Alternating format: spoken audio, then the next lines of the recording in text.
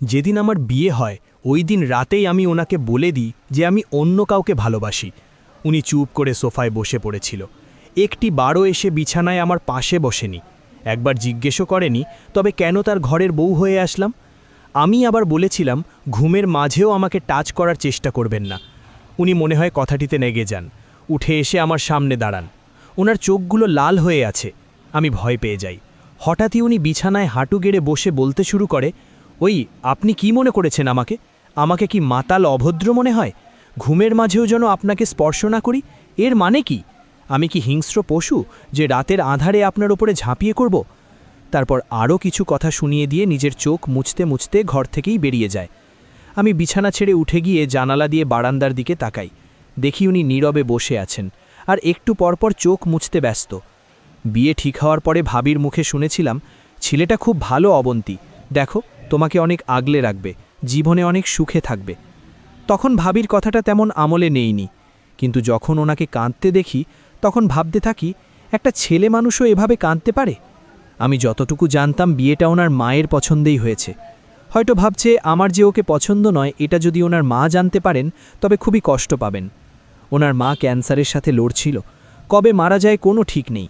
তাই সবসময় আমাকে বলতো, আমাকে আপনার পছন্দ না এটা ঠিক আছে, তবে প্লিজ যতদিন আমার মা বেঁচে আছে আমার মায়ের খেয়াল রাখবেন, কখনো মায়ের অযত্ন করবেন না। উনি কথাটা এত করুণভাবে বলছিল যে আমার নিজেরই কান্না পাচ্ছিল। উনার চোখেও বেদনার জল ঝলমল করছিল। চোখের পানি আড়াল করতে উনি আমার সামনে থেকে চলে যায়, আড়ালে গিয়ে চোখ মুছতে থাকেন। একদিন উনি তাড়াতাড়ি বাসায় ফিরে আসেন। আমি তখন আমার বয়ফ্রেন্ডের সাথে ফোনে কথা বলতেছিলাম। উনি এত তাড়াতাড়ি দৌড়ে ঘরে ঢোকেন যে আমি আর ফোনটা রাখার সুযোগ পাইনি। উনি রুমে ঢুকেই আমার হাত থেকে ফোনটা টান দিয়ে নিয়ে যায়। তারপর স্ক্রিনে কল রানিং দেখে ফোনটা এত জোরে আছাড় দেন যে ডিসপ্লে গুঁড়া হয়ে যায়। তারপর প্রচুর রাগে বলতে শুরু করেন, আপনার বাবা আপনাকে বিনে টাকায় এ বাড়িতে পাঠায়নি, দেনমোহরের 2 লাখ টাকা দিতে হয়েছে, বিয়ের গয়না আর অন্য খরচ বাবদ প্রায় 4-5 লাখ টাকা খরচ হয়েছে। 10 বছরের সব জমানো ভালোবাসা আর টাকা দিয়ে তারপর আপনাকে এই বাড়িতে এনেছিলাম। এর কোনো শুকরিয়া আপনি কি আদায় করেছেন? কি চেয়েছিলাম আপনার কাছে? মোহরানার টাকা পরিশোধ করার পর আপনার উপরে আমার সম্পূর্ণ হক ছিল, তবুও এক মুহূর্তের জন্যেও আপনাকে স্পর্শ করিনি। বিয়ে করে আনার পর এবাজির ছোট বড় কাজগুলো করাও আপনার দায়িত্ব ছিল, কিন্তু তাও কোনোদিন আপনাকে কিছু বলিনি। শুধু বলেছিলাম আমার মাকে একটু দেখে রাখবেন। আর মা 1 ঘন্টা আগে তার খারাপ লাগার কথা বলেছে আমাকে ফোন দিয়ে। আমি অফিস থেকে চলে আসছি, আর আপনি একটু পাশের রুমে গিয়েও দেখতে পারেননি আমার মা কেমন আছে? আর দেখতেও হবে না আপনাকে। দেনমোহরের অর্ধেক টাকা ফিরিয়ে দিয়ে চলে যাবেন এখান থেকে, আপনাকে আমার প্রয়োজন নেই।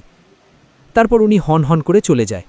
আমি কখনো এত কষ্ট পাইনি ওনার কথায় যতটা কষ্ট পাই। আসলেই তো এই বাড়িতে আমার 1000টা দায়িত্ব, আর আমি কিনা ওনার একটা আবদার পূরণ করতে পারলাম না। আর কি যেন বলেছিল, 10টা বছরের জমানো ভালোবাসা মানে কি আসলে? যেদিন থেকে যৌবনে পদার্পণ করেন তখন থেকেই যে ব্যক্তি অনাগত স্ত্রীকে ভালোবাসাতে পারেন, আমি কিনা তাকে একটি বারের জন্যেও ভালোবাসতে পারিনি, তার একটা আবদারও পূরণ করতে পারিনি। ধপাস করে ফ্লোরে বসে পড়ি। আমার চোখ দিয়ে তখন অবিরাম পানি ঝরছিল। সেই প্রথম আমি মন ভরে কান্না করি। হঠাৎ করে মাইক্রোবাসের দরজা টানার আওয়াজে আমার হুঁশ ফেরে। তাড়াতাড়ি ঘর থেকে বেরোই। দেখি উঠোনে একটা মাইক্রোবাস দাঁড়িয়ে আছে, আর উনি আম্মা অর্থাৎ শাশুড়ি মাকে কোলে নিয়ে ঘর থেকে বেরোচ্ছেন। কি হয়েছে দেখার জন্য দৌড়ে যাই। দেখি আমার শাশুড়ির জ্ঞান নেই।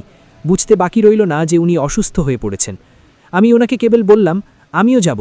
কথাটা বলেই দৌড়ে রুমে চলে আসি। তাড়াতাড়ি বোরকাটা পরে রুম থেকে বেরোই।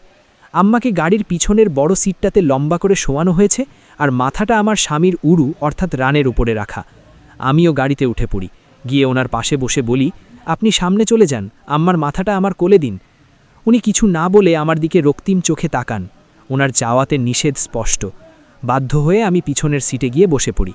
আম্মাকে হাসপাতালের জরুরি বিভাগে ঢুকানো হয়, আর উনি পুরো বারান্দা জুড়ে পায়চারা করছেন। আমি বসে থাকতে পারছি না, কেননা উনি হাঁটতেছেন। এই অবস্থায় যদি আমি বসে বসে আরাম করি তবে হয়তো উনি আবারও কষ্ট পাবেন। আমি এগিয়ে গিয়ে ওনাকে বসতে বলি। এতে উনি বড় বড় চোখ করে আমার দিকে তাকান। আমি ভয়ে আর কিছুই বলিনি। দেয়ালে ঠ্যাস দিয়ে দাঁড়িয়ে থাকি। উনি কিছুক্ষণ পরে লোহার লম্বা চেয়ারটায় গিয়ে বসেন। আমিও ওনার পাশে গিয়ে বসি। হাতটা এগিয়ে ওনার কাঁধে রাখতে মন চাইছে, কিন্তু ভয়ে এগোতে পারছিলাম না। মন চাইছিল ওনার বুকে মাথা রেখে কতক্ষণ কান্না করি, হয়তো উনি এতে কিছুটা ভরসা পাবেন আর আমারও একটু ভালো লাগবে। কিন্তু অতটা সাহস আমার তখন নেই। তবু একটু চেষ্টা করতে ক্ষতি কি? ওনার ডান হাতটা টেনে আমি 2 হাতের মধ্যে নিলাম। উনি কিছুই বললেন না, এক দৃষ্টিতে অন্যদিকে তাকিয়ে আছে। আমি বুঝতে পারি চিন্তায় উনি এই বিষয়টি খেয়াল পর্যন্ত করেননি। আমি ওনার দৃষ্টি আমার দিকে ফেরাতে চেষ্টা করলাম। ওনার হাতটা শক্ত করে আমার 2 হাতের তালুর মধ্যে নিলাম। তাতেও কোনো কাজ হয়নি। দেখে আমি নিজেকে ওনার একদম কাছে নিয়ে গেলাম। ওনার কাঁধে মাথা রেখে ওনার বাহুটা জড়িয়ে ধরলাম। এবার উনি আমার দিকে তাকালো। আমিও ওনার চোখের দিকে তাকিয়ে নিজের ঠোঁটগুলো বারবার বাঁকাতে লাগলাম, আর ঘন ঘন ঠোক গিলতে গিলতে একটা করুণ দৃষ্টিতে ওনার দিকে তাকিয়ে রইলাম। উনি কি ভাবল জানি না, একটা দীর্ঘশ্বাস ছেড়ে চোখের পাতা দুটো এক করতেই কয়েকটি ফোঁটা জল গড়িয়ে পড়ল। উনি বাম হাতে চোখ মুছে নিয়ে আমার হাতের তালুর পিঠটা চেপে ধরে রাখল। আমার কাছে তখন কেমন লাগছিল সেটা আমি আজও কল্পনা করতে পারি না। কোনো একটা অজানা অনুভূতি এসে গ্রাস করছিল আমাকে। ওটাই ছিল ওনার প্রথম স্পর্শ। প্রিয় মানুষটার কাছে প্রতিটা নারীই হয়তো এমন একটা স্পর্শের আশায় থাকে, তবে আমাদের মধ্যে একে অপরের প্রিয় হওয়ার মতো কোনো সম্পর্কই তখন নেই। তাই ওই সব কিছু মিলিয়ে এক অন্যরকম অনুভূতি হচ্ছিল আমার, কিন্তু সেটা বেশিক্ষণ স্থায়ী হয়নি। পরক্ষণেই উনি নিজে থেকে ছাড়িয়ে নিয়ে চেয়ার ছেড়া উঠে সামনে চলে গেলেন। আমি অবাক চোখে ওনার দিকে তাকিয়েছিলাম। উনি একবারের জন্যেও আর আমার দিকে ফিরে তাকাননি। একটু পর ডাক্তার রুম থেকে গোমরা মুখে বেরিয়ে আসে। আমার স্বামী দৌড়ে ওনার কাছে যান। উৎসুক দৃষ্টিতে তাকিয়ে থাকেন ওনার দিকে। ওনার সেই করুণ দুচোখের দৃষ্টি আজও আমার চোখে ভেসে ওঠে। অতঃপর ডাক্তার ওনার কাঁধে হাত রেখে কিছুক্ষণ সময় নিয়ে আস্তে আস্তে কিছু একটা বলতে থাকে। আমিও উঠে সেখানে যাই শোনার জন্যে, কিন্তু ডাক্তার যা বলল তা শোনার জন্যে আমরা কেউ প্রস্তুত ছিলাম না।